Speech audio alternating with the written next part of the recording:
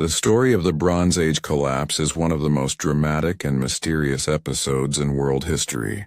During the late 2nd millennium BCE, many of the greatest civilizations that had defined the ancient Near East and Mediterranean world for centuries suddenly fell into ruin. Kingdoms that had been flourishing, connected through vast networks of trade, diplomacy, and war, were brought to their knees in a period of destruction and upheaval that lasted for only a few decades. Egypt, the Hittite Empire, the Mycenaean palaces of Greece, the great cities of the Levant and the thriving ports of Cyprus, all were devastated, abandoned, or forever changed. This event, which scholars call the Bronze Age collapse, remains a puzzle. Archaeologists and historians debate what exactly happened, who or what caused it, and why so many mighty powers fell almost simultaneously. The mystery is made even more intriguing by the fact that this period marks the end of the Bronze Age and the beginning of the so-called Dark Age in Greece, a time when literacy disappeared and monumental building ceased for centuries, while in the Levant and Egypt, new peoples rose to fill the void. The late Bronze Age world was a highly interconnected one. For centuries before the collapse, civilizations across the eastern Mediterranean and Near East had been bound together in what some scholars describe as an early form of globalization. Trade routes carried copper from Cyprus, tin from Anatolia and beyond, luxury goods from Egypt, grain from the Levant, and precious materials from Mesopotamia. Letters preserved on clay tablets in Akkadian, the diplomatic lingua franca of the age, reveal kings corresponding with each other as brothers, exchanging daughters in marriage, and sending lavish gifts across thousands of miles. The Amarna letters from Egypt, dating to the 14th century BCE, provide a vivid window into this international system. Babylonian kings writing to pharaohs, the ruler of Mitanni sending appeals, and smaller states requesting Egyptian gold. In this interconnected world, the fortunes of one kingdom were tied to the others. But such interdependence also meant fragility. When disruption came, it rippled across the entire system. The Hittite Empire, centered in Anatolia with its capital at Hattusa, was one of the great powers of the era. At its height, it controlled much of Anatolia, northern Syria, and at times clashed with Egypt for control of the Levant. The famous Battle of Kadesh in the 13th century BCE between Pharaoh Rameses II and the Hittite king Muwatalli Techt is remembered as one of the largest chariot battles ever fought. After decades of rivalry, the Hittites and Egyptians signed what is often regarded as the first known peace treaty in history. Yet only a century later the Hittite Empire vanished. Hattusa was burned and abandoned, its archives left in ashes. The once powerful state simply ceased to exist, leaving scholars to wonder what combination of external invasion, internal strife, famine, or collapse of trade doomed it.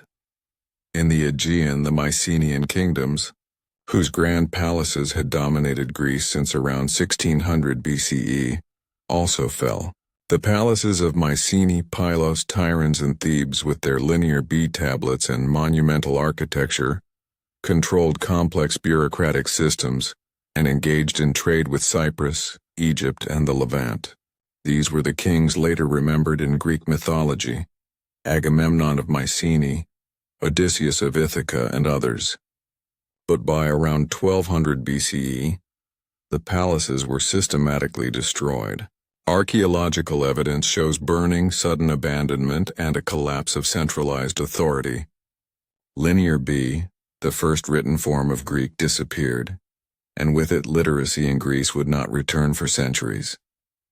The so-called Greek Dark Age began, leaving a gap between the fall of Mycenaean civilization and the rise of classical Greece centuries later. Egypt fared somewhat better than the Hittites and the Mycenaeans, but it too suffered during this time. Under Ramesses III, Egypt faced invasions from the mysterious group known as the Sea Peoples. Carvings at Medinet Habu showed dramatic battles in which the pharaoh claimed victory over these marauding forces. Ships filled with warriors, women, and children are depicted, suggesting mass migrations rather than simple raiding parties. Ramesses III describes them as sweeping across the eastern Mediterranean, destroying kingdoms one after another, until finally reaching Egypt. He claimed to have defeated them decisively, preserving Egypt's independence. Yet Egypt never fully recovered its former power. The new kingdom entered a period of decline, and its control over Canaan and Syria slipped away forever. The Levantine coast, dotted with prosperous city-states such as Ugarit and Byblos, was devastated. Ugarit in particular provides a chilling glimpse of the collapse. Letters found in its ruins describe urgent pleas for aid as enemy ships approached. One letter from the king of Ugarit, discovered in the city's remains, begged for help that never came. Soon after Ugarit was destroyed, its once thriving trade abruptly halted. The archaeological record shows widespread destruction along the coast, suggesting coordinated assaults or large-scale upheavals. Cities that had flourished for centuries were abandoned or left in ruins. Cyprus, crucial for its copper production that fueled the bronze industry, was also targeted. Excavations reveal widespread destruction in its coastal settlements around 1200 BCE. This disruption would have had massive consequences, as the bronze industry depended on the steady supply of copper and tin. The collapse of trade routes meant that societies across the region lost access to the materials they needed for weapons, tools, and prestige goods, further destabilizing states already under pressure. Who were the Sea Peoples, often blamed for much of this devastation? The term is an Egyptian one, referring to groups that attacked by sea and land in the late 13th and early 12th centuries BCE. The identities of these groups remain debated. Some scholars link them to displaced populations from the Aegean or Western Anatolia, others to pirate confederations, and still others to migrating tribes from the central Mediterranean. The Egyptian inscriptions list groups such as the Peliset, Sheridan, Shekelesh, and Denian, some of which may correspond to later-known peoples like the Philistines, and possibly even early Greeks.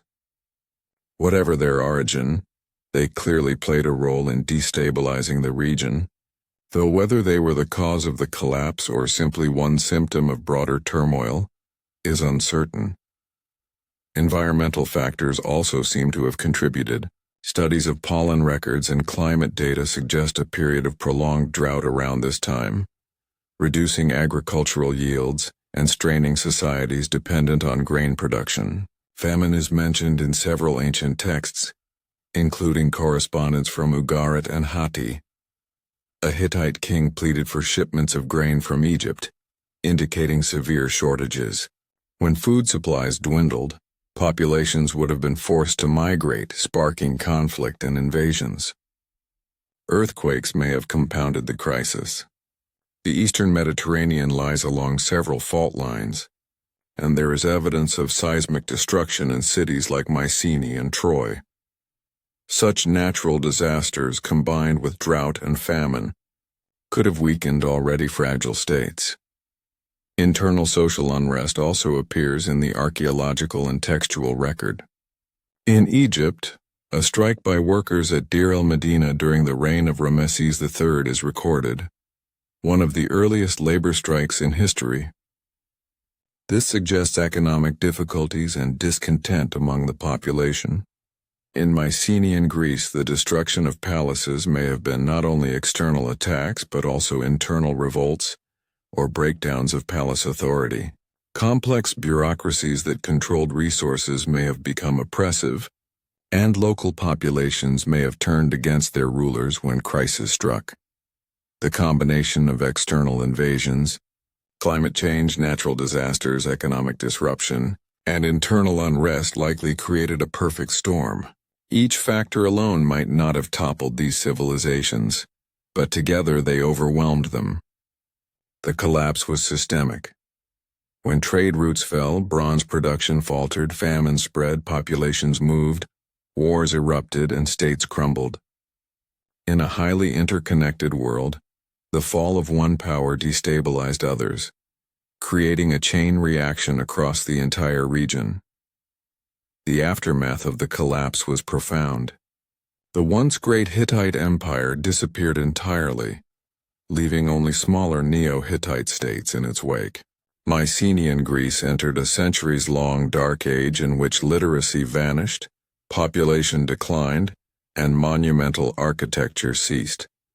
Egypt survived but was permanently weakened, losing its empire in the Levant and never again regaining its former dominance. In the Levant, new peoples rose to prominence, including the Philistines, likely linked to the Sea Peoples who settled along the coastal plain of Canaan. The Israelites emerged in the highlands during this period, eventually forming their own kingdoms. The Phoenicians, based in the remnants of cities like Tyre and Sidon, rebuilt and would go on to establish one of the greatest maritime trading networks of antiquity. In Greece, centuries later, the memory of the Mycenaean palaces and their wars lived on in epic poetry such as the Iliad and Odyssey, myths that preserved faint echoes of a lost world. The collapse of the Late Bronze Age was thus not merely the fall of individual kingdoms, but the end of an entire system of international relations and economic networks. It marks a turning point in history, a dramatic reminder of how interconnected societies can unravel in the face of multiple pressures. Modern historians and archaeologists continue to debate the relative importance of each factor, from climate change to invasions, but the consensus is that it was a combination of causes, not a single event, that brought down this world. It is tempting to see parallels between the Bronze Age collapse and modern times. We too live in a highly interconnected world, dependent on global trade, vulnerable to climate change, and facing the challenges of mass migration and resource scarcity. The lesson of the Bronze Age may be that complex systems can be fragile, and when multiple crises strike simultaneously, even the greatest powers are not immune to collapse. For the peoples of the late second millennium BCE, the fall of their world must have seemed apocalyptic. Yet from the ruins new cultures arose, and the seeds were planted for the civilizations of the Iron Age that would follow. The collapse, therefore, is both a story of destruction and of transformation. It was the end of an age defined by bronze, chariot warfare, and palace economies, but it was also the beginning of a new age that would eventually give rise to the classical civilizations of Greece, Israel, and Phoenicia, and to empires like Assyria and Persia. The memory of the collapse remained faint but persistent, encoded in myths of lost cities, wandering peoples, and wars of gods and heroes. The Bronze Age collapse remains one of history's greatest puzzles, but it is also a reminder of resilience, adaptation, and the ever-changing cycles of human civilization. The story of the mysterious invaders who appeared at the end of the Bronze Age has fascinated historians, archaeologists, and storytellers for centuries. In the great upheavals that shook the ancient Mediterranean world around the 12th century BCE, a group remembered as the Sea Peoples left an indelible mark on the historical record. They are known not from their own writings, for none survive, but through the inscriptions and accounts of the civilizations they attacked, particularly Egypt, carvings on temple walls, fragmentary tablets from Ugarit and Hatti, and scattered references in later traditions allude to them as seaborne warriors, arriving in great numbers with their families, their ships, and their weapons, overwhelming kingdoms that had stood for centuries. Who they were, where they came from, and what exactly they sought remain matters of debate, but their presence coincides with one of the greatest collapses in world history, the end of the Bronze Age. The Egyptian inscriptions, especially those at Medinet Habu, the mortuary temple of Pharaoh Ramesses III, are among the most vivid sources for these invaders. Carved into the stone are scenes of massive battles. Egyptian archers firing volleys of arrows, chariots racing across the battlefield, and enemy ships filled with warriors. Unlike earlier Egyptian depictions of foreign enemies, these invaders were not shown simply as raiders or rebels. They appeared as entire communities on the move. Men, women, and children all packed into ships carrying their possessions, as if uprooted from their homelands. Rameses III described them as sweeping through the eastern Mediterranean, destroying cities, burning kingdoms, and toppling dynasties, before finally being confronted by Egypt's armies on both land and sea. The pharaoh claimed victory, boasting that he saved Egypt from the fate that befell its neighbors. Yet even in victory, Egypt was never quite the same, for its empire in the Levant collapsed, its resources drained by constant conflict, and its prestige dimmed. The question of who the Sea Peoples were has intrigued generations of scholars. The Egyptian inscriptions list groups with names like the Peliset, Sherdun, Shekelesh, Denyen, and Weshesh. Some of these names appear to have echoes in later peoples. The Peliset are often associated with the Philistines, who appear in the biblical record as one of Israel's great adversaries, and who left behind distinctive pottery styles in the archaeological record, showing links to the Aegean world. The Sherdun may be connected to Sardinia, the Shekelesh to Sicily, and the Denyen possibly to the Danaans, a name used in Homeric poetry for the Greeks. Yet such identifications are tentative and many remain disputed. It is possible that the Sea Peoples were not a single unified group, but rather a coalition of different tribes and displaced communities, brought together by circumstances of famine, war, and migration. Archaeological evidence provides hints about their origins and impact. In the coastal plains of Canaan, around the same time as the collapse, new pottery styles emerge that are clearly influenced by Mycenaean Greek designs but locally produced, often called Philistine ware. Settlements such as Ashdod, Ashkelon, and Ekron show signs of new cultural practices, different diets, and even changes in architecture. These shifts suggest that newcomers had arrived and established themselves, integrating with or displacing local populations. The Philistines, remembered later as one of the chief enemies of the early Israelites, may have been among the groups of Sea Peoples who settled in the Levant after their failed attempts to conquer Egypt. If so, the biblical stories of David and Goliath contain echoes of this great migration and upheaval. Other evidence comes from the ruins of Ugarit, a wealthy port city on the Syrian coast. Letters preserved on clay tablets reveal urgent pleas for help. In one desperate message, the king of Ugarit begs for aid, reporting that enemy ships have been sighted. The letter never reached its destination. The city was soon destroyed, never to be rebuilt. Archaeological layers reveal sudden fire and abandonment, consistent with a violent attack.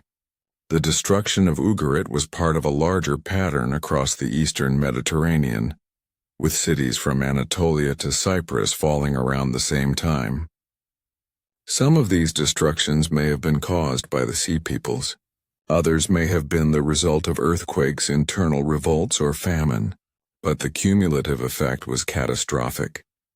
The Hittite Empire, which had dominated Anatolia and northern Syria, also fell in this period. Its capital, Hattusa, was burned and abandoned, and the once powerful state disintegrated into small Neo-Hittite kingdoms. While direct evidence linking the Sea Peoples to the fall of the Hittites is limited, it is possible that their invasions and the disruptions they caused contributed to the empire's collapse. The Hittites, like Egypt, were already struggling with internal problems, including famine and resource shortages, and the added pressure of migrating peoples may have been too much to withstand. The identity of the Sea Peoples is further complicated by evidence from Cyprus and the Aegean. On Cyprus, many coastal settlements were destroyed around 1200 BCE, and new cultural influences appeared suggesting incoming groups. The island's strategic location and copper resources would have made it a prime target for both raiders and settlers. In the Aegean, the collapse of the Mycenaean palaces coincides with the period of upheaval. Some scholars suggest that displaced Mycenaean populations may have joined the movements of peoples across the sea, contributing to the phenomenon recorded in Egypt. Others argue that internal revolts or local crises brought down the palaces, and that the sea peoples were not Greek, but rather other groups taking advantage of the power vacuum. The methods of warfare attributed to the sea peoples also stand out in the Egyptian accounts. Unlike earlier enemies who relied heavily on chariots, the sea peoples fought with infantry, armed with long swords, spears, and round shields. They were also skilled sailors using sturdy ships with prow decorations and high sides. The depictions of naval battles at Medinet Habu are among the earliest known images of such warfare, showing Egyptian ships grappling with enemy vessels, archers raining arrows from above, and chaotic melees on the decks. The shift from chariot-based to infantry-based warfare may have been one of the reasons these invaders proved so formidable, as they represented a new military style against which the established powers were not prepared. Theories about the causes behind the migrations of the sea peoples are varied. Some argue that they were driven by famine and drought.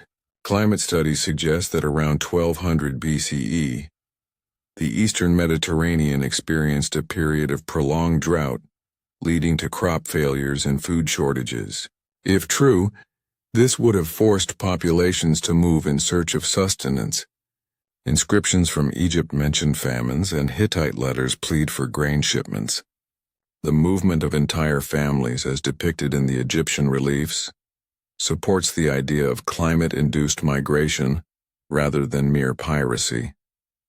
Others suggest that social unrest within collapsing states pushed people out, as local rebellions and failed economies forced populations to seek new lands. Still others point to natural disasters such as earthquakes, which devastated many cities in the Aegean and Anatolia around this time, adding to the pressures of displacement. Whatever the causes, the impact of the sea peoples was immense. They appear in Egyptian inscriptions as the great scourge of the age, remembered for the devastation they left in their wake. Yet in many cases they were not simply destroyers but also settlers, becoming part of the fabric of the new Iron Age world that emerged after the collapse. The Philistines in Canaan, possibly linked to the Peliset, became a major regional power. The Shurden may have settled in Sardinia, leaving behind megalithic stone towers known as nuragis. The Shekelesh and others may have found homes in Sicily and elsewhere. If these identifications are correct, the sea peoples were not annihilated by Egypt but dispersed across the Mediterranean, their legacy embedded in later cultures. From a broader perspective, the story of the sea peoples illustrates the fragility of interconnected systems. The late Bronze Age world was highly globalized for its time, with extensive trade networks linking Egypt, Anatolia, Mesopotamia, and the Aegean. When these networks were disrupted by climate change, famine, invasions, and migrations, the system collapsed. The sea peoples may have been both cause and consequence of this breakdown. As states weakened, they became vulnerable to attack. As more cities fell, displaced peoples were forced to move, creating waves of migration that further destabilized the system. The enigma of the sea peoples remains unsolved, because their voice is missing from the record. We know them only through the eyes of their enemies, who portrayed them as barbaric outsiders threatening the civilized order. But if we could hear their own side, we might discover a different story, of communities forced to abandon their homes by famine or disaster, of leaders seeking new lands for their people, of warriors who became legends in foreign lands. What we see as invaders they may have seen as survivors. In the centuries after the collapse, the Mediterranean entered a new era. The great empires of the Bronze Age gave way to smaller states and new cultures. Literacy disappeared in Greece, ushering in a dark age, but eventually the seeds were sown for the rise of classical civilization. In the Levant, the Israelites, Phoenicians, and Philistines shaped the Iron Age world. Egypt remained, diminished but still a force, while Assyria and Babylon rose in Mesopotamia. The memory of the upheaval lingered in myths of lost cities, wandering peoples, and epic wars. The Homeric epics may preserve distant echoes of this age of collapse, when heroes fought in a world of turmoil and transition. The Sea Peoples thus occupy a unique place in history, simultaneously historical and legendary, documented yet mysterious, destructive yet transformative. They symbolize the human capacity for movement, adaptation, and survival in the face of crisis. Their raids and migrations helped bring down an age, but they also helped to shape the world that followed. They remain one of the great enigmas of antiquity, a reminder that behind the inscriptions carved in stone and the ruins left in ash were real people, navigating a time of immense upheaval, whose stories are still waiting to be fully understood. The question of who the so-called Sea Peoples were and where they came from has puzzled scholars since the first decipherment of Egyptian inscriptions that described them. These mysterious groups appeared suddenly in the late 2nd millennium BCE, wreaking havoc on some of the most powerful states of the time, and then either vanished or became absorbed into new Iron Age cultures. Unlike the Egyptians, Hittites, or Mycenaeans, they left behind no written records of their own, and we know them only from the accounts of the peoples they fought against. Because of this silence, theories about their origins abound. Archaeologists, historians, linguists, and climate scientists have all tried to explain who they were, why they moved, and what forces drove them to topple entire civilizations. Some theories propose that they were displaced Mediterranean tribes from the Aegean or Western Anatolia. Others suggest they were climate refugees, forced to migrate by prolonged drought and famine. Still others see them as mercenary coalitions, bands of warriors who moved from one conflict to another, seizing opportunities in times of chaos. The truth may lie in a combination of all these factors, which is why no single answer has ever solved the riddle. The Egyptian inscriptions provide our main window into the Sea Peoples, naming groups such as the Peliset, Shurdan, Shekelesh, Danayan, and Weshesh. Scholars have attempted to connect these names with later peoples and places, producing a dizzying array of hypotheses. The Peliset are often linked with the Philistines of the biblical tradition, who settled along the coastal plain of Canaan and left behind a distinct cultural imprint. The Shurdan have been associated with Sardinia, largely because of the similarity in names, while the Shekelesh have been linked to Sicily. The Danayan have been compared with the Danans, a Homeric name for the Greeks, or with the tribe of Dan in the Levant. The Weshesh remain obscure, though some argue for connections to Caria in Anatolia. Yet these identifications are tentative at best. Linguistic similarities are not proof, and ancient names often shifted or were used in ways we no longer fully understand. Still, the effort to link them suggests that the Sea Peoples were not a single homogeneous group, but a coalition of different peoples, possibly from across the wider Mediterranean. One major theory argues that they originated in the Aegean world, especially among the Mycenaean Greeks. Around 1200 BCE, the palaces of Mycenae, Tiryns, Pylos, and Thebes were destroyed or abandoned. The reasons for this collapse are debated, but the timing coincides closely with the movements of the Sea Peoples. Some scholars argue that displaced Mycenaeans, forced from their homes by internal rebellions, earthquakes, or invasions, took to the sea in search of new lands. The similarities between Mycenaean pottery and the so-called Philistine ware found in Canaan lend weight to this view. This pottery, though locally produced, was clearly inspired by Aegean styles, suggesting that migrants carried their traditions with them. Furthermore, the Mycenaeans were already seafarers engaged in trade across the Mediterranean, so the idea that they might have turned to raiding and migration in times of crisis is plausible. However, not all of the groups identified as sea peoples fit neatly into this Aegean origin theory, and it does not explain why so many disparate groups seem to have moved simultaneously. Another theory places their origins in western Anatolia. This region was home to numerous small states and tribal groups that often clashed with the Hittites. The collapse of Hittite authority around 1200 BCE would have created a power vacuum, unleashing migrations and raids across the Aegean and eastern Mediterranean. Some scholars link the Sea Peoples to groups mentioned in Hittite texts, such as the Luca from Lycia, or other coastal peoples known for their seafaring skills. The Luca in particular were described as troublesome pirates by both Egyptians and Hittites, and they may have joined the wider movement of peoples. Western Anatolia was also prone to earthquakes, which could have devastated settlements and driven survivors to seek new homes overseas. If the Sea Peoples originated here, it would explain their maritime focus and their ability to strike quickly across the Mediterranean. The theory of climate refugees has gained traction in recent decades, especially with advances in environmental studies. Pollen analysis and other forms of climate data suggest that the eastern Mediterranean suffered a prolonged drought around the late 13th and early 12th centuries BCE. Crop failures, famine, and water shortages would have placed immense pressure on populations. Ancient texts from the time mention famine explicitly. A letter from a Hittite king pleads with Egypt for grain shipments, while inscriptions from Egypt under Ramesses III describe peoples who had no food and were forced to move.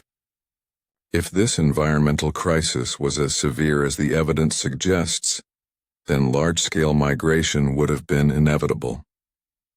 Populations unable to feed themselves would have banded together, seeking fertile lands and secure resources.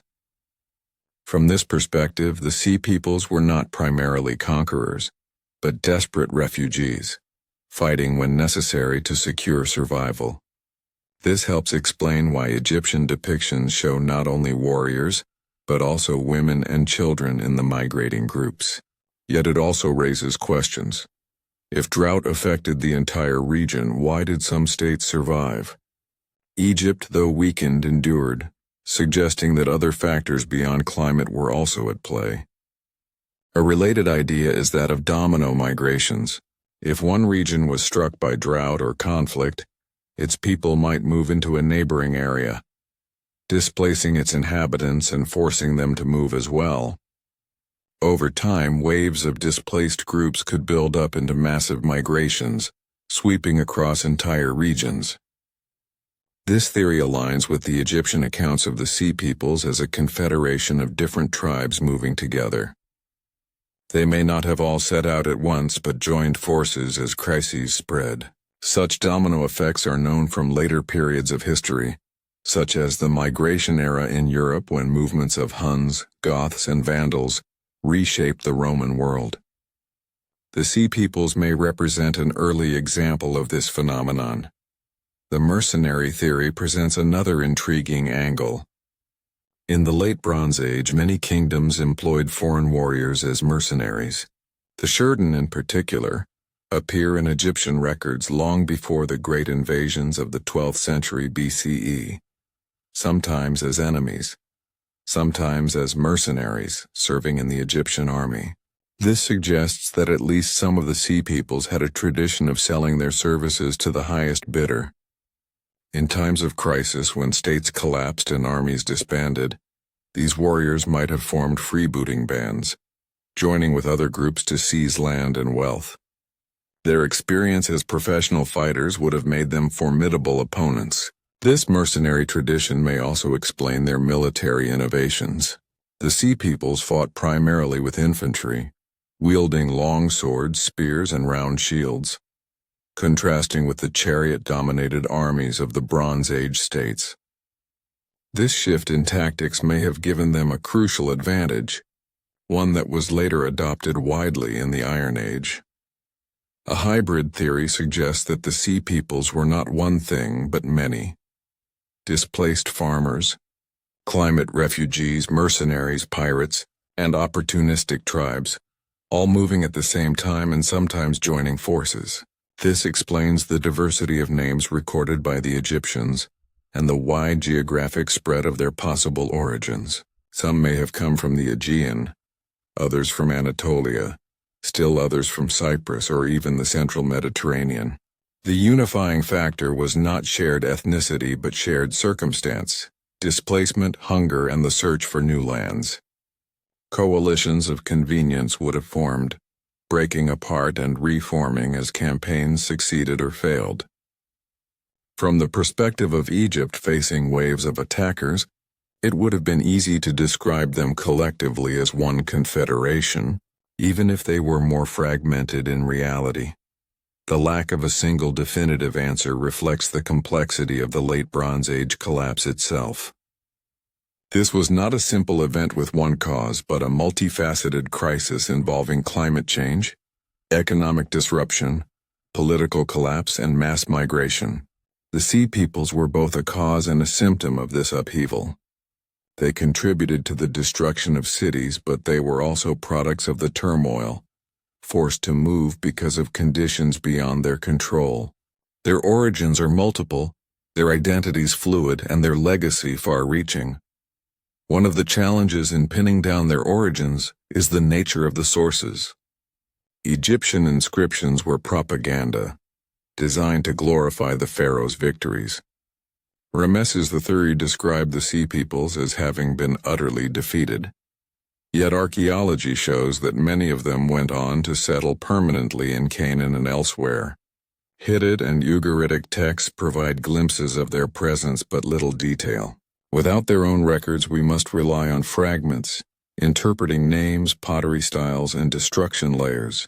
Each new discovery can shift the debate, but no discovery has provided a final answer. The afterlife of the Sea Peoples adds to the mystery. The Philistines emerged in the Levant as a powerful group, leaving behind distinctive material culture and clashing with the early Israelites. If they were indeed among the Sea Peoples, then part of their story is known, though transformed through biblical memory. Other groups, like the Shurdan or Shekelesh, may have migrated farther west, blending into the developing cultures of Sardinia, Sicily, or Italy. Their legacy may survive in the Nuraga towers of Sardinia, or in obscure names carried into later history. But much remains speculation. The Sea Peoples disappeared into the cultures they entered, leaving only traces of their passage. The enduring fascination with their origins reflects the human desire to solve puzzles, to impose order on the chaotic movements of history.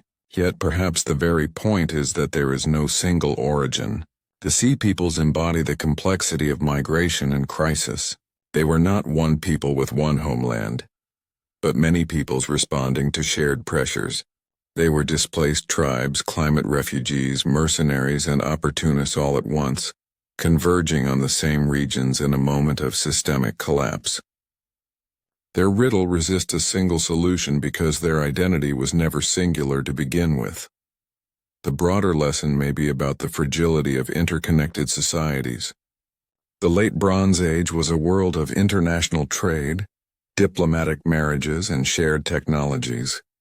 When drought struck, when trade faltered, when wars raged, the system broke apart. The Sea Peoples were the human face of this collapse. Families on the move, warriors seeking survival, communities uprooted and resettled. Their origins were as diverse as the crises that created them.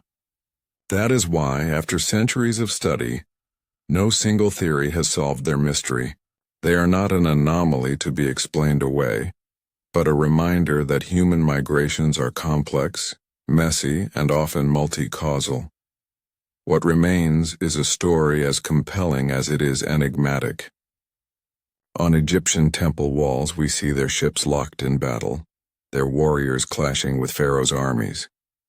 In the ruins of Ugarit we read desperate letters cut short by sudden destruction. In the highlands of Canaan, we see new peoples carving out a future in the aftermath of collapse. Each piece tells part of the story but never the whole. The sea peoples remain shadows moving across the pages of history, their true origins obscured, their legacy scattered across the Mediterranean. And perhaps that is fitting, for they were themselves wanderers, defined not by where they came from but by how they moved through a world in crisis, shaping it in ways that would echo for centuries to come.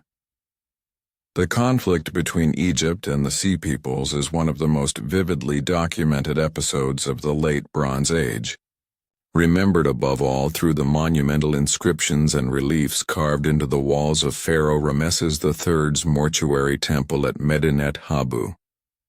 These depictions, etched in stone to proclaim the pharaoh's victories, are among the most detailed battle scenes to survive from the ancient world, and they stand as one of the primary sources through which historians attempt to reconstruct the events of this turbulent age. The drama of these encounters, the arrival of seaborne invaders, the desperate defense of Egypt and the pharaoh's claim to a resounding victory, has captured imaginations for centuries. Yet beneath the carved boasts of triumph lies a more complex story. The culmination of centuries of upheaval, migrations, and systemic collapse across the eastern Mediterranean, and the last great stand of Egypt as a major power. Ramesses III came to the throne around 1186 BCE, a century after the reign of Ramesses II, one of Egypt's greatest warrior kings. Egypt was still powerful, but its empire had been diminished. Its control over Canaan and Syria had weakened, and the Hittite Empire to the north was collapsing. Trade routes were faltering, famine was spreading, and new peoples were on the move. Into this unsettled world came the groups the Egyptians called the Sea Peoples, whose origins remain debated. They were described as a confederation of tribes, some of whom Egypt had encountered before, such as the Shurden, who had served both as enemies and as mercenaries in earlier Egyptian armies. Others were newer threats like the Peliset, who may have been the Philistines known later in the Levant.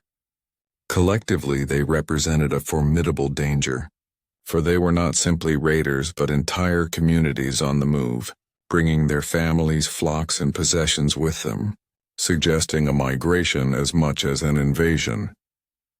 The Egyptian sources describe two major encounters between Ramesses III and the Sea Peoples, one around his 5th year of reign, and another around his 8th year.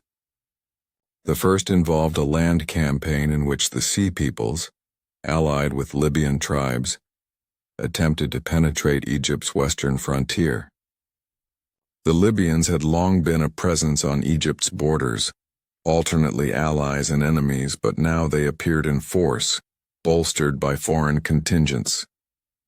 Ramesses III's inscriptions claim that he destroyed them utterly, killing thousands and taking captives.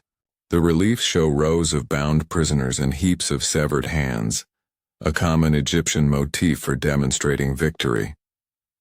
While it is impossible to verify the numbers, the Egyptian army did succeed in halting this wave of incursion. The more famous confrontation came 3 years later, when the Sea Peoples launched a full-scale invasion by both land and sea. This campaign, carved into the walls of Medinet Habu in extraordinary detail, is one of the earliest depictions of naval warfare in history. According to the inscriptions, the Sea Peoples swept across the eastern Mediterranean, destroying Hatti, Cyprus, and other lands before turning their sights on Egypt. Ramesses III describes how no land could stand before their arms, and how they came with fire prepared before them, forward to Egypt. It is a dramatic account of a people on the march leaving devastation in their wake. Whether this account exaggerates or not, it reflects the reality that many cities in the Levant and Anatolia were destroyed around this time. often in layers of fire and abandonment that archaeologists continue to uncover. The Egyptian preparation for the battle shows both the resilience of the state and the seriousness of the threat. Rameses III fortified Egypt's frontier, mobilized the chariotry, and assembled fleets along the Nile Delta. The inscriptions emphasize his divine role as protector of the land, depicting him larger than life, smiting enemies in the presence of the gods. Yet the reliefs also show practical details of warfare. In one famous naval scene, Egyptian ships with high prows and sterns grapple with the vessels of the Sea Peoples, whose ships appear distinct, with curved hulls and bird-head decorations. Archers on the Egyptian ships rain arrows down upon the invaders, while others use long poles to push against enemy craft, capsizing them into the Nile's waters. The invaders, shown with feathered headdresses and distinctive round shields, are depicted falling into the river, where crocodiles await. It is both propaganda and an invaluable visual record, giving modern scholars rare insights into ship design, weapons, and tactics of the era. The land battle is depicted with equal grandeur.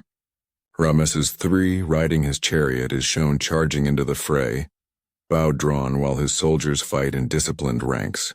The Sea Peoples appear as disorganized masses, accompanied by ox carts laden with women and children, underscoring the idea that they were migrants as well as warriors. The Egyptians claimed that the invaders were annihilated, their families taken captive, their leaders executed. The victory inscriptions emphasize the pharaoh's role as the one who turned them back. Their seed is not. Their heart and their soul are finished forever and ever. For the Egyptians, this was a cosmic triumph, proof that the gods favored Rameses and that Egypt had been preserved from chaos. Modern historians view the events more cautiously. It is clear that Egypt did repel the Sea Peoples, at least from its heartland. The invaders never conquered Egypt itself, and the state remained intact. However, the cost of the wars was immense. The mobilization of resources drained the treasury, and Egypt's grip on its empire in Canaan was broken. Even if the pharaoh won the immediate battles, Egypt was permanently weakened. The Sea Peoples themselves were not exterminated. Instead, many of them settled in Canaan, becoming the Philistines and other groups known from later history. Archaeological evidence from sites like Ashkelon, Ashdod, and Ekron shows new material culture appearing in the early Iron Age, consistent with migrants from the Aegean or Western Mediterranean. Thus, while Rameses III could boast of victory, the long-term outcome was more ambiguous. Egypt survived, but its world was irrevocably changed. The psychological dimension of these battles should not be underestimated. For Egyptians who had long seen their land as divinely protected, the idea of seaborne invaders arriving in such numbers must have been profoundly unsettling. The Nile Delta was the heart of Egypt, and to have to fight such desperate battles, there was a shock. The temple reliefs reflect not only triumph but also anxiety, with their insistence on total annihilation of the enemy and repeated assurances of divine favor. In reality, Egypt could never fully escape the wider collapse that engulfed the Mediterranean world. Its trade networks were disrupted, its wealth diminished, and its ability to project power abroad curtailed. Rameses III's reign is often described as the last great flourish of the new kingdom, before a long decline set in. The legacy of the battles with the Sea Peoples endured for centuries. Egyptian scribes continued to copy the accounts of Rameses III's victories, embedding them into the cultural memory. The images of the battles at Medinet Habu remain some of the most iconic representations of ancient warfare, studied not only for their historical content, but for their artistic detail. The feathered headdresses of the Sea Peoples, the design of their ships, the postures of battle, all have become part of the visual language through which we imagine the Late Bronze Age. Yet the reliefs also symbolize the enigma of the sea peoples themselves. They are depicted in vivid detail, yet we do not know their names beyond the Egyptian labels. We do not know their languages, and we do not know the full story of their migrations. They exist for us only as the enemies of Ramesses III, frozen forever in stone as they fall before Egyptian arrows. The battles themselves illustrate a crucial moment of transition in ancient military history. The Late Bronze Age had been dominated by the chariot, the prestige weapon of kings and elites. Chariots featured prominently in the Egyptian reliefs, with Ramesses III himself shown driving his into battle. But the sea peoples fought primarily on foot with long swords and spears, relying on infantry tactics that foreshadow the military styles of the Iron Age. The clash between chariot armies and massed infantry may have marked a turning point, demonstrating the limitations of elite warfare in the face of large mobile populations. Naval warfare also emerges here in clearer detail than ever before, showing the increasing importance of sea power in a world of migrations and coastal raids. The sea peoples may have lost their battle with Egypt, but their style of warfare pointed toward the future. The question of how decisive these battles were remains open. Some scholars argue that Ramesses III's victory saved Egypt from collapse, allowing the civilization to endure for several more centuries, even if diminished. Others suggest that the invaders may not have intended to conquer Egypt at all, but were seeking land to settle in Canaan, and that the battles were more about containment than existential survival. What is certain is that by the time of Ramesses III's death, Egypt was no longer the expansive empire it had been. The Levant was lost, Nubia was less firmly controlled, and internal problems, including economic stress and political instability, were mounting. Within a century, Egypt would fragment, entering a period of division and foreign domination.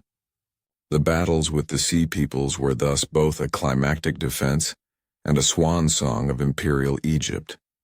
In the broader picture of the Bronze Age collapse, the battles with Egypt highlight the interconnectedness of the crisis. The sea peoples had already destroyed or destabilized other powers before reaching Egypt. The Hittites were gone. Ugarit was in ruins. Cyprus had been attacked. Egypt stood as the last great power in the region, and its survival was exceptional.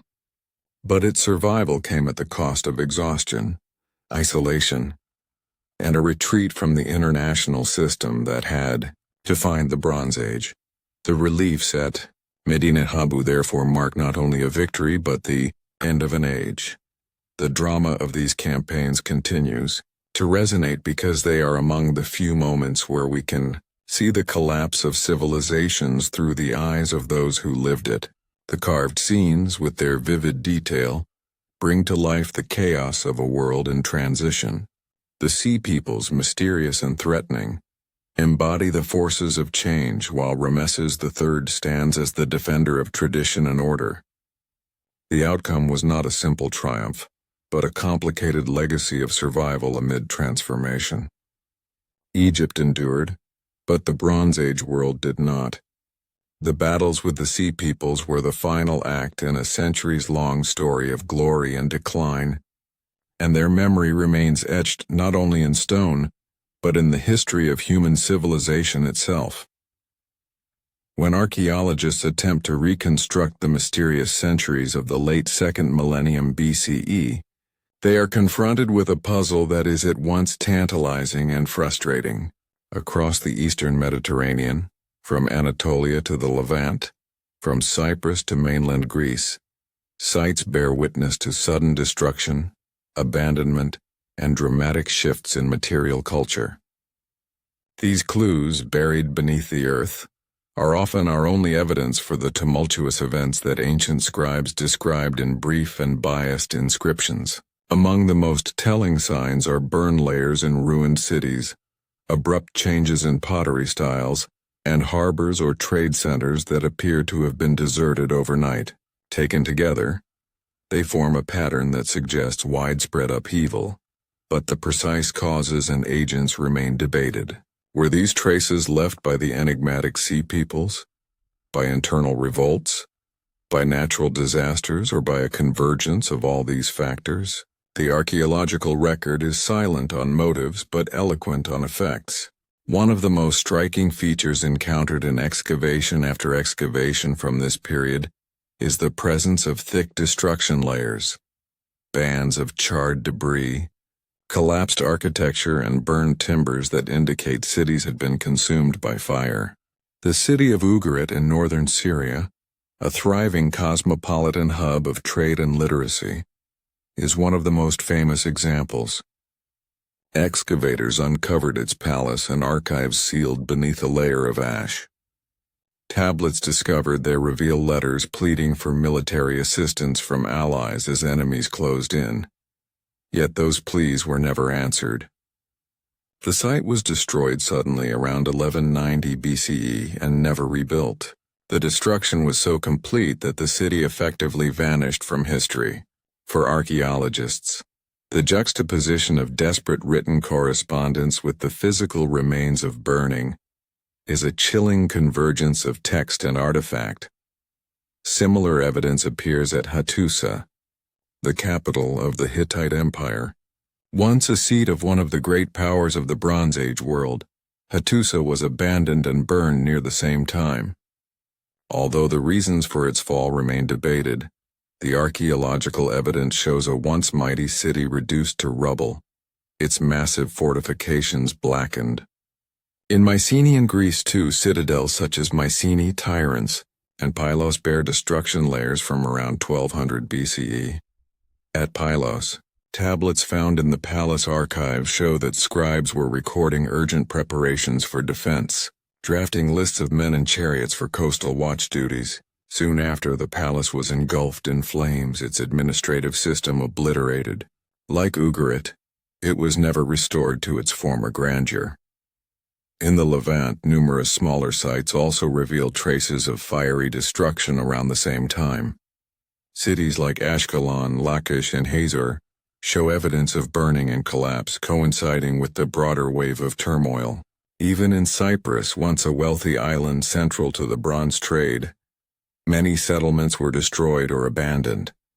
The scale and simultaneity of these burn layers across different regions has long fueled the idea of widespread invasions, and the sea peoples are often invoked as the prime suspects.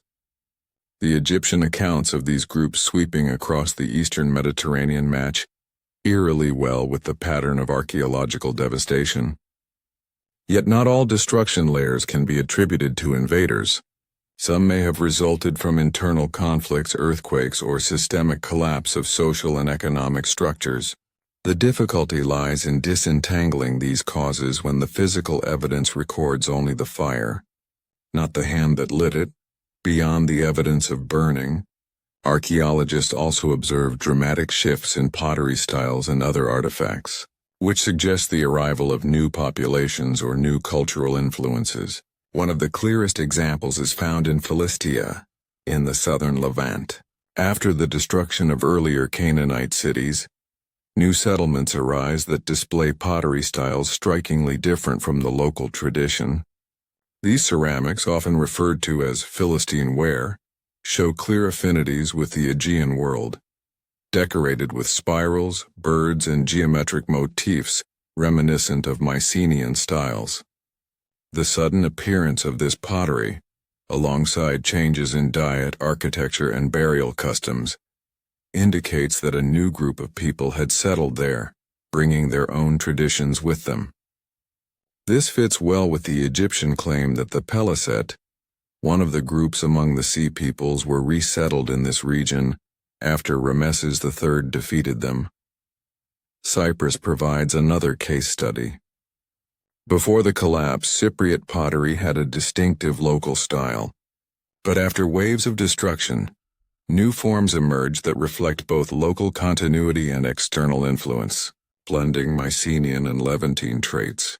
This hybridization suggests the movement of peoples and the intermingling of cultures.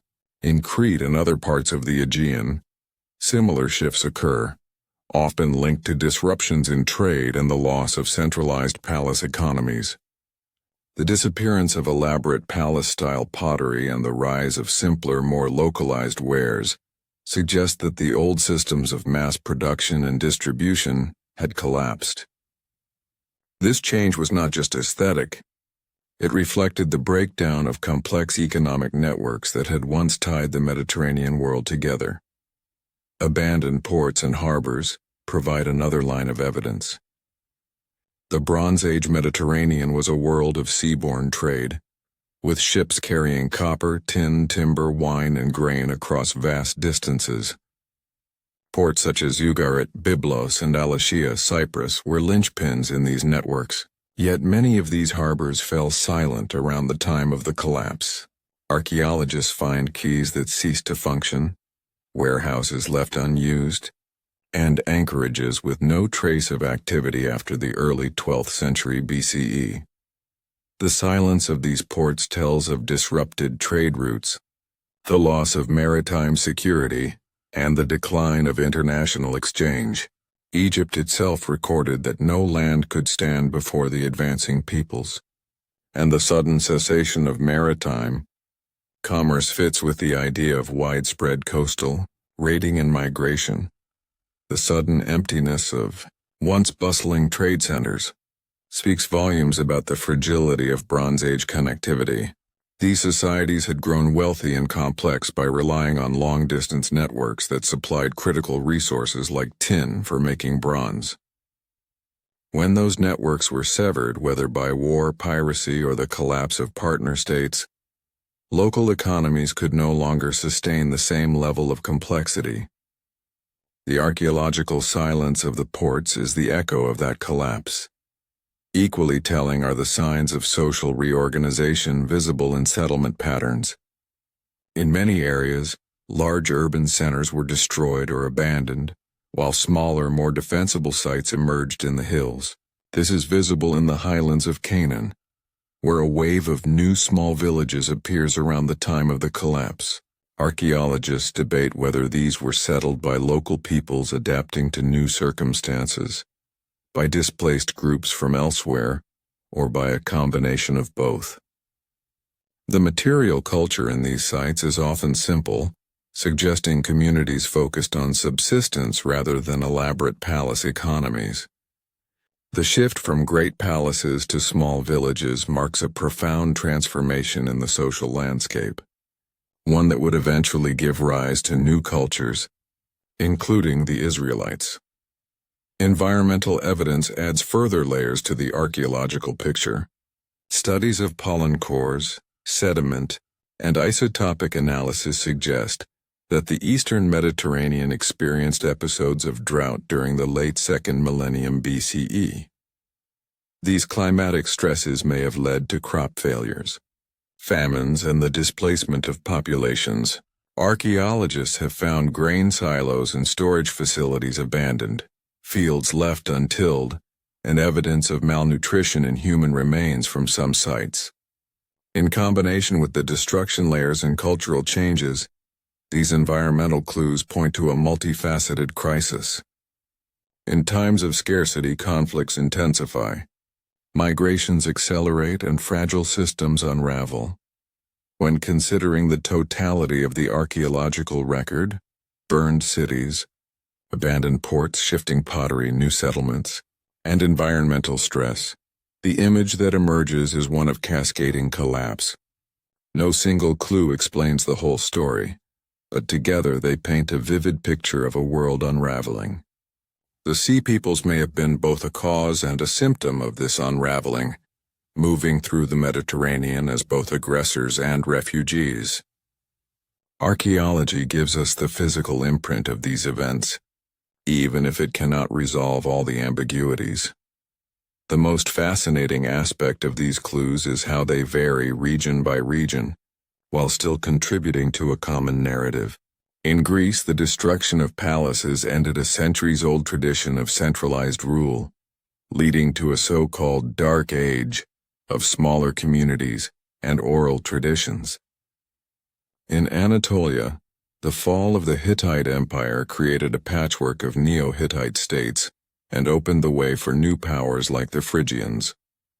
In the Levant, the destruction of Canaanite cities and the settlement of new peoples set the stage for the Philistines, Israelites, and Phoenicians. In Egypt, although the core land survived, the empire shrank and the resources to sustain monumental building dwindled. Archaeology allows us to trace these trajectories, even in the absence of detailed historical accounts. The story told by burn layers is especially compelling, for fire is a universal language in archaeology. A charred beam, a collapsed wall, a pottery vessel shattered in place. All speak of violence, catastrophe, or sudden abandonment. The uniform timing of these layers across the Mediterranean, often within a generation or two, strongly suggests a shared wave of turmoil, but interpreting them requires caution, for not all fires result from invasion. Some may be accidents, others deliberate burnings by retreating defenders. Archaeologists must weigh the evidence carefully, comparing layers, artifacts, and contexts. The challenge is to move from the specific, this wall collapsed, this pot was scorched, to the general, why did entire civilizations burn at once? Pottery too, though mundane, becomes a key witness.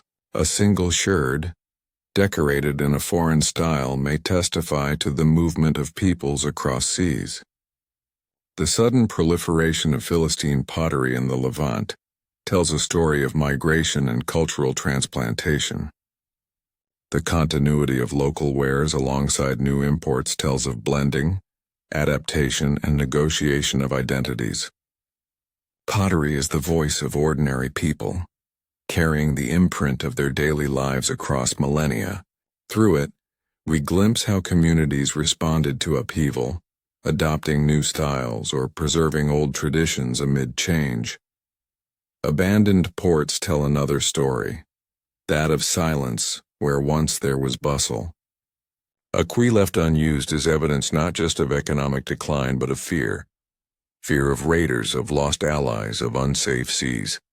Ships that once plied routes between Cyprus, Crete, Egypt, and Syria vanished, and with them vanished the lifeblood of Bronze Age prosperity. The deserted warehouses and empty anchorages evoke the collapse of an interconnected world, replaced by fragmented local economies. The silence of the harbors is one of the most haunting archaeological clues of all. In the end, the archaeological evidence of the Bronze Age collapse forces us to confront both the fragility and resilience of human societies. Cities burned, trade faltered, empires fell, yet new cultures arose from the ashes. The Philistines in the Levant, the early Greeks in their post-palatial villages, the Phoenicians in their coastal towns, the Israelites in the highlands, all are heirs to the turmoil recorded in burn layers and pottery shifts. Archaeology preserves their beginnings in the traces of destruction and renewal. Thus, while the Egyptian inscriptions boast of victories and the written tablets of Ugarit record pleas for help, it is the soil itself that tells the most enduring story. Every burned wall, every abandoned port, every pottery sherd contributes to our understanding of a world in transition.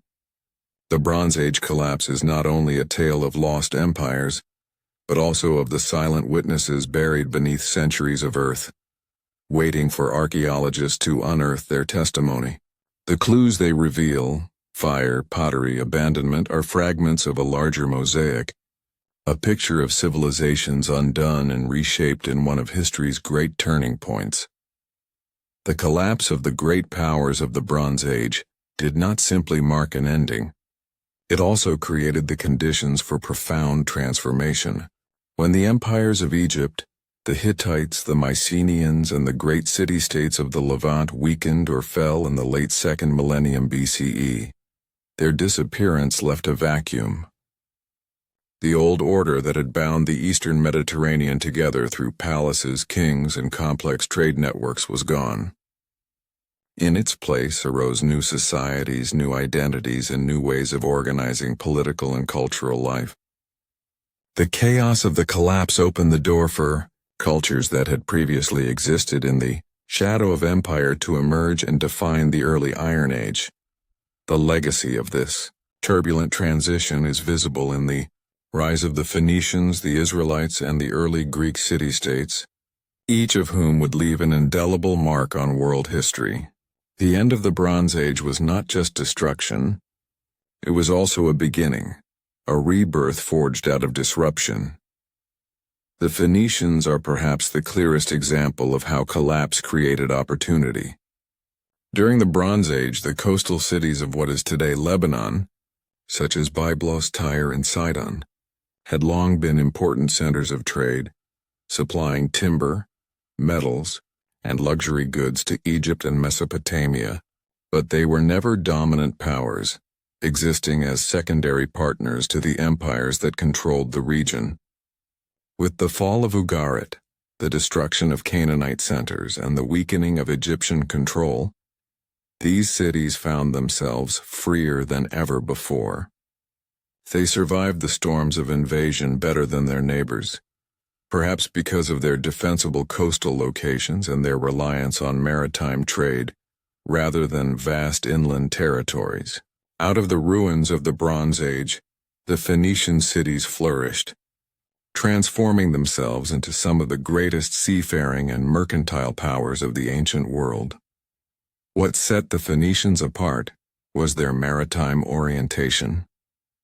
The collapse of Bronze Age trade had left the seas dangerous and unstable, but it also created space for new players.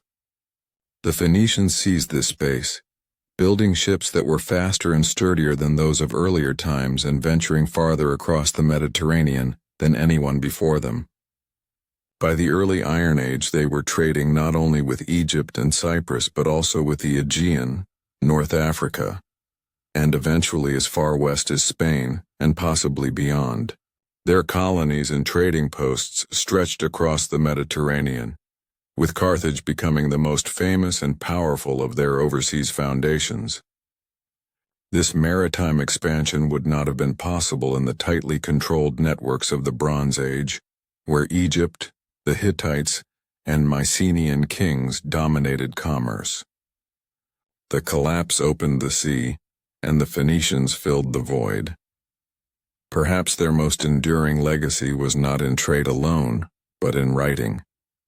Building on the alphabetic innovations of earlier Canaanites, the Phoenicians developed a streamlined alphabet that used symbols for consonantal sounds, easy to learn and adaptable to many languages. This alphabet spread through their trade networks, influencing Greek writing and through it the Latin alphabet that dominates much of the modern world. In this sense, the cultural legacy of the Phoenicians reaches into our own lives, a reminder that the innovations of survivors can shape civilizations far removed in time. Without the collapse that allowed the Phoenicians to rise, this chain of influence might have looked very different. Alongside the Phoenicians, another people emerged from the upheaval of the collapse: the Israelites. In the highlands of Canaan, archaeologists have uncovered evidence of new small settlements appearing in the 12th and 11th centuries BCE. Unlike the Canaanite cities that had been destroyed in the collapse, these villages were modest with simple houses, communal storage, and few signs of luxury goods. The material culture suggests a population that valued self-sufficiency and egalitarianism over palatial display. Scholars debate the origins of these settlers. Some argue they were indigenous Canaanites who moved to the hills in response to the collapse of urban centers, adopting new ways of life. Others suggest they were displaced groups from elsewhere, perhaps connected to movements like those of the Sea Peoples. Whatever their origins, they came to identify themselves as distinct, coalescing over time into what we know as Israel. The stories preserved in the Hebrew Bible, though written centuries later, reflect the memory of this formative period. Tales of escape from Egypt, conquest of Canaan, and struggles with Philistine neighbors echo the turmoil of the late Bronze and early Iron Ages. The Israelites saw themselves as a people forged in crisis, chosen and set apart. The archaeological record, though more modest, supports the idea of a new identity emerging in the highlands, one that emphasized community, religious cohesion, and resistance to domination by surrounding powers. Their rise would not have been possible without the weakening of Egyptian control and the destruction of Canaanite city-states. In the vacuum of power, small villages could grow into tribes, and tribes into a nation. The Philistines too were part of this new world, likely descended from groups of the Sea Peoples who settled along the southern coast of Canaan after being repelled by Egypt. Their distinctive pottery, diet, and architecture marked them as newcomers, bringing Aegean influences into the Levant. The clash between Israelites and Philistines, preserved in biblical tradition, reflects the jostling of new peoples in a land reshaped by the collapse. Both groups in their rivalry exemplify the legacy of the Bronze Age's end.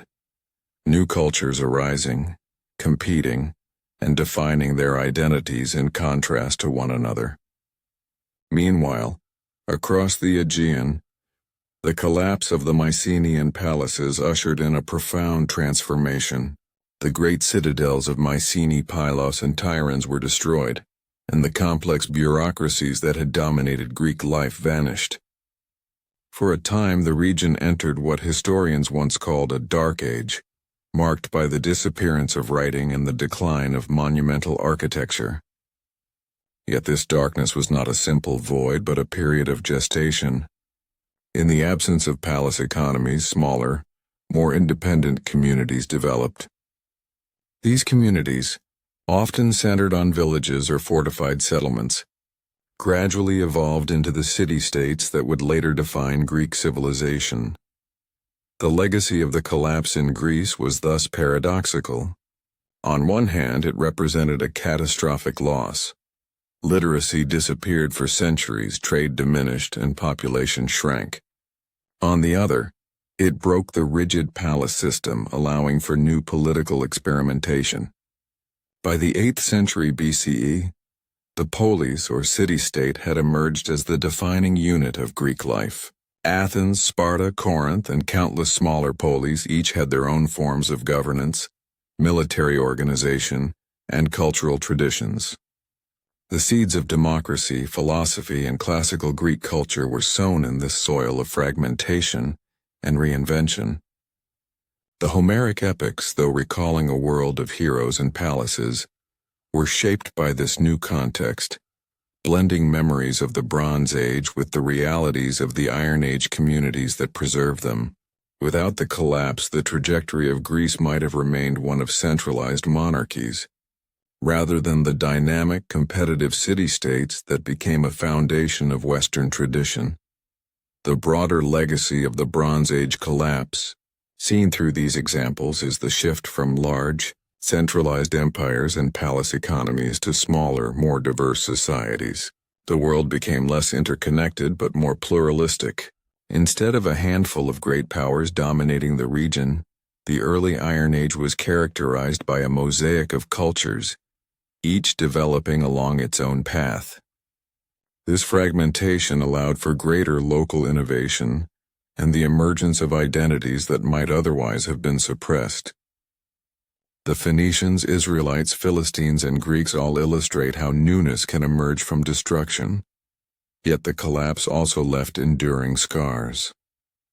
The loss of writing in Greece set back literacy for centuries. The disappearance of the Hittite Empire erased a major cultural and political center. Egypt survived but entered a long period of decline, never regaining the expansive empire it once held. The vacuum created by the collapse would eventually be filled by new powers: Assyria, Babylon, Persia, and later Greece itself. But the memory of the lost Bronze Age world haunted later generations. The myths of fallen cities like Troy, and of wandering peoples like the Israelites, may reflect this memory of upheaval. The Iron Age cultures that arose in the aftermath built their identities in part through storytelling. The Israelites told of Exodus and covenant, the Greeks of heroic ages and divine retribution, the Phoenicians of ancient cities founded by gods and kings. These narratives gave meaning to the rupture, framing it not simply as loss but as the necessary prelude to renewal. Archaeology and text together suggest that the chaos of the collapse was not merely destructive, but also creative, clearing the stage for new actors. The long-term consequences of this transformation are profound. The Phoenicians' maritime empire spread ideas, goods, and alphabets across the Mediterranean. The Israelites created a religious tradition that would influence Judaism, Christianity, and Islam. The Greeks developed political forms, art, and philosophy that continue to shape the world today. All of these legacies trace their origins, in part, to the moment of collapse when the old powers fell and new cultures seized the opportunity to grow. The Bronze Age collapse is thus not only a story of endings, but also the birth of much that defines the ancient and modern worlds.